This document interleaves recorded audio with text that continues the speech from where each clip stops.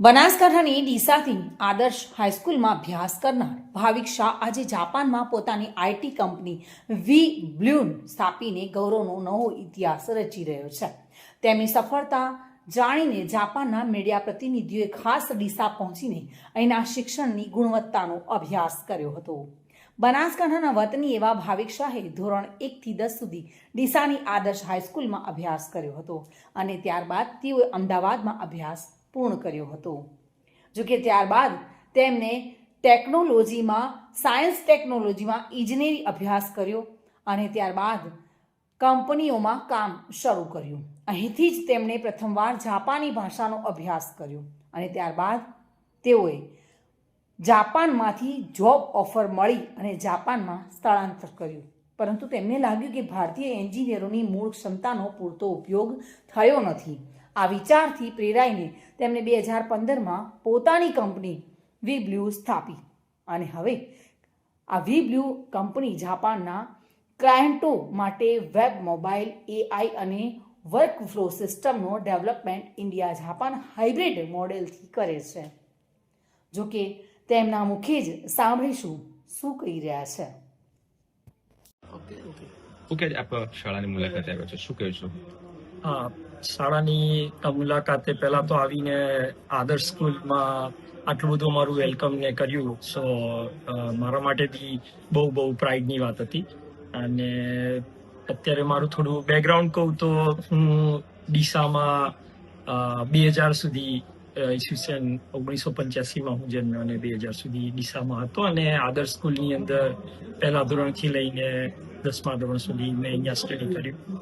અને મેઇનલી પછી હું સાયન્સ કરવા માટે મારા મમ્મી ને પપ્પાને બધા અમે લોકો અમદાવાદ શિફ્ટ થયા અને એના પછી મેં આઈટી એન્જિનિયરિંગ કર્યું એન્ડ વર્ષ જેવું મેં જોબ મુંબઈમાં કરી એન્ડ દેન મને એ કંપનીમાંથી કીધું કે તમે મતલબ જાપાન જશો ત્યાં ક્લાયન્ટને લઈને કામ કરવા માટે. અને એ કંપની જે હતી એ જાપાનીઝ ક્લાયન્ટ માટે કામ કરતી હતી. તો હું એ જ કંપનીમાં જાપાનીઝ શીખ્યો અને જાપાનનું કલ્ચર ને બધું બી હું ત્યાં શીખ્યો. સો એના પછી લગભગ મેં 7-8 વર્ષ ત્યાં જોબ કરી અને પછી 2015માં મારું પહેલેથી ડ્રીમ હતું કે ખાલી જોબ નહીં બટ પોતાની કંપનીને સ્ટાર્ટ કરીને હજી વધારે આગળ ગ્રો થઈએ અને શું કહેવાય કે કંઈક આપણા ઇન્ડિયાને આગળ લઈ જઈ શકીએ એવી વસ્તુઓમાં કંઈક આપણે મહેનત કરીએ કે એમાં પાર્ટ લઈએ. તો 2015માં એવું હતું કે હું ઇન્ડિયા પાછો આવીને, કેમ કે જાપાન બીજો દેશ છે ને તમે ત્યાં કંપની ખોલવી એ ડિફિકલ્ટ વસ્તુ બી છે ત્યાં, અને જાપાનીઝ આવડતું હતું, બધાનો સપોર્ટ હતો. તો વિચાર હતો કે એક વખત ઇન્ડિયા પાછો આવીને કંપની સ્ટાર્ટ કરીશ. અને મેઇનલી મારું કામ બહુ મોટી ઇન્ડસ્ટ્રી હોય, એન્ટરપ્રાઇઝ કંપની હોય અને ત્યાં સોફ્ટવેર ડેવલપમેન્ટ અને એ લોકોનું AI, IT technology, cloud, mobile application, આ બધાની અંદર અમે લોકો એ કસ્ટમરને સપોર્ટ કરતા હતા અને પોતાની પ્રોડક્ટ બી છે. સો એવું હતું કે આપણું ઇન્ડિયા બહુ ગ્રો થવાનું છે, સો એક વખત પાછા આવીને અહીંયા ચેલેન્જ લઈએ.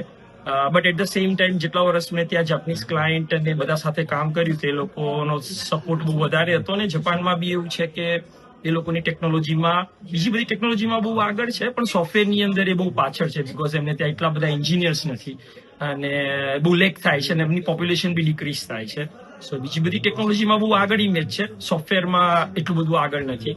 તો મને ત્યાં ચાન્સ મળ્યો એન્ડ દેન ત્યાં પછી મેં 2015માં કંપની સ્ટાર્ટ કરી. તો અત્યારે જાપાનની અંદર ટોક્યોથી અરાઉન્ડ 45 મિનિટ્સ દૂર ઇબારાકી ત્સુબાની અંદર કંપની છે અને ત્યાં અરાઉન્ડ 80 એમ્પ્લોઈઝ છે. એમાં 40-50 આપણા ઇન્ડિયન જ છે બધા અને 30 જણ જાપાનીઝ લોકો છે બધા. અને સાથે એ જ વખતે 2015માં અમદાવાદની અંદર અમે લોકોએ કંપની સ્ટાર્ટ કરી હતી 4 એમ્પ્લોયથી અને અત્યારે અરાઉન્ડ 150 એમ્પ્લોઈઝ છે અહીંયા અમદાવાદની અંદર. અને એવું હતું કે અમે બધું આ કામ કરી રહ્યા હતા, અલગ અલગ ચેલેન્જ લઈને બધું કરી રહ્યા હતા. એમાં રિસેન્ટલી જે આજે અહીંયા જાપાન નિક્કે ન્યૂઝપેપર છે, સો એ લોકો એવું હતું કે જાપાનની જે એજ્યુકેશન સિસ્ટમ છે અને બીજી બધા વર્લ્ડની એજ્યુકેશન સિસ્ટમ સાથે કમ્પેર કરી જ્યારે ફ્યુચરમાં આગળ એઆઈ ને આ બધાનું બહુ વધારે જ્યારે ટેકનોલોજીનું ડેવલપમેન્ટ થશે ત્યારે કેવા પીપલ આપણે લોકોએ એઝ અ કન્ટ્રીની અંદર ગ્રો થવા જોઈએ, એના માટે એ લોકો ટોપિક પર ડિસ્કશન ચાલે છે. એમ કે ઘણી બધી વસ્તુ ઓટોમેશન થશે તો હ્યુમનની વેલ્યુ ક્યાં, મશીન જો ઇન્ટેલિજન્સ થવા માંડે વધારે તો એ બાબતે એ લોકોએ સાઉથ કોરિયા, સિંગાપુર એવી બધી કન્ટ્રીમાં બી એ લોકો ઇન્ટરવ્યુ કર્યું અને લકીલી એમને અમારી કંપનીનો બી કોન્ટેક્ટ કર્યો કે અમારે ઇન્ડિયાની અંદર જઈને અમારે જાણવું છે. પણ એવું નહીં કે કેવું છે કે ઇન્ડિયામાં આઈઆઈટી જે છે એ એમનું નામ બહુ ફેમસ છે ત્યાં. તો જાપાનની બી મોટી કંપનીઓ આઈઆઈટીમાં જઈને રિક્રુટમેન્ટ કરે છે, પણ એ લોકોને જે આપણી સ્ટેટ લેવલ કોલેજ, સ્કૂલ,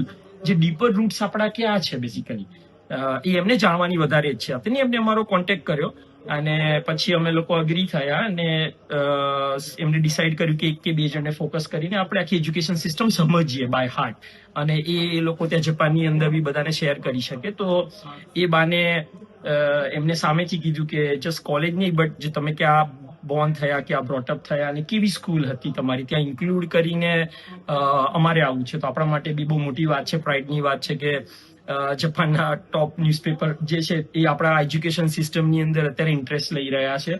અને એનું રીઝન બી છે કેમ કે વર્લ્ડમાં અત્યારે વર્લ્ડ ક્લાસ લીડર્સ છે બધા, સત્યમ નંદેલા છે, સુંદર પિચાઈ છે, આ બધા જે ટેકનોલોજી લીડર્સ બધા જે છે એ બહારના કન્ટ્રીમાં જઈને લીડ કરવાના લોકો બધા આપણા છે. તો એમને એવું છે કે કંઈક તો છે આપણી એજ્યુકેશન સિસ્ટમ સોસાયટીની અંદર કે બીજા કન્ટ્રીમાં જઈને આટલી મોટી ચેલેન્જ લઈને આટલા મોટા વર્લ્ડ ક્લાસ લાઈક 100,000 પીપલની ટીમને લીડ કરવું એઝ એ લીડરશિપ તરીકે અને આટલા બધા ડાયવર્સિફિકેશનમાં તમારા કન્ટ્રીમાં કરો તો કોમન વસ્તુ છે, ચલો બધાને તમે ઓળખો છો, પણ જ્યાં ડિફરન્ટ રિલિજિયસ ડિફરન્ટ કન્ટ્રીના લોકો છે ને એના તમે લીડરશિપ તરીકે આગળ જાઓ છો તો તમે શું વસ્તુ અહીંયા સ્કૂલમાં શીખે છે, બધા કેવા એન્વાયરમેન્ટમાંથી આવે છે કે આ ચેલેન્જ લઈને થાય ને એના માટે આપણે આદર્શ સ્કૂલની અંદર અમે લોકો અહીંયા આજે ચાન્સ મળ્યો ને એ સ્પેસિફિકલી જોવા આવ્યા હતા અને મારા માટે બી સ્કૂલ માટે એટલો કનેક્ટેડ નહોતો તો આઈ ગોટ ધ ચાન્સ કે આજે એ સ્કૂલનું જોઈને મને આટલું સારું વેલકમ બી મળ્યું અને બધા આપણા સ્ટુડન્ટનું બી ઇન્સ્પિરેશન. શાહ ભાવિક. ભાવિક શાહની કહાની માત્ર આંતરરાષ્ટ્રીય સ્તરે સફળતા નહીં પરંતુ સાચું શિક્ષણ, સાચી દિશા અને દ્રઢ ઈચ્છા શક્તિ સાથે ગામનો વ્યક્તિ પણ વૈશ્વિક સપનું સાકાર કરી શકે છે તેનું જીવંત ઉદાહરણ છે.